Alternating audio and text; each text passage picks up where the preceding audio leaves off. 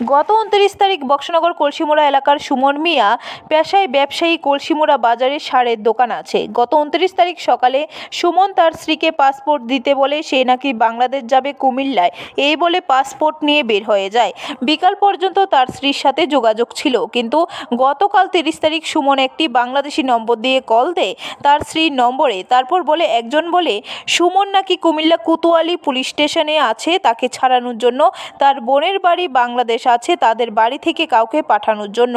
কিন্তু সুমনের বোনের বাড়ির লোকজন কোতোয়ালি গিয়ে খোঁজ নিয়ে দেখে কোনো জায়গায় নেই। তারপর সুমনের বাবা মা কলমচৌড়া থানায় এসে তার ছেলেকে বাংলাদেশ কিডন্যাপ করে বলে জানান। এখন পর্যন্ত আমরা খবর পাই ২৯ তারিখ 2:12 আগরতলা আখাউড়া সীমান্ত চেকপোস্ট দিয়ে সে বাংলাদেশে যায়। এখন সুমনের বাড়ির লোক তার ছেলেকে ঘরে ফিরে পাওয়ার জন্য প্রশাসনের দ্বারস্থ হয়।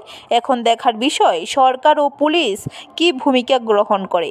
কালকে আমি ঘরে আসছিলাম না, তো আমার ছেলের বউ তারপরে কালকে বলে দুপুরবেলা বাংলাদেশ যাবে কইয়া পাসপোর্টটা খুঁজে নিচ্ছে কইছে কুমিল্লা যাইব।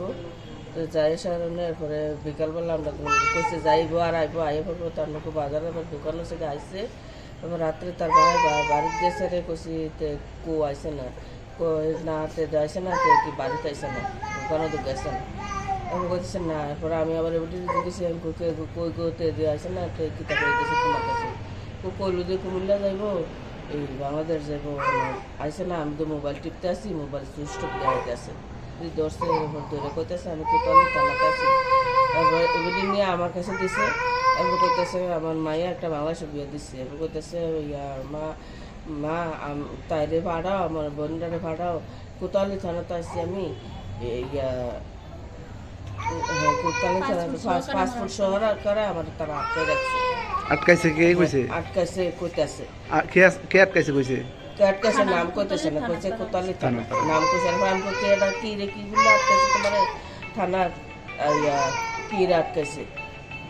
কথাটা কইতে দিন গেছে আর মোবাইলটা তার থেকে টান দিয়ে বেড়া একটা নিয়ে গেছে। অনেকে এটা কি প্রশাসনের লোক নাকি পাবলিক আমি এটা করতে পারি না।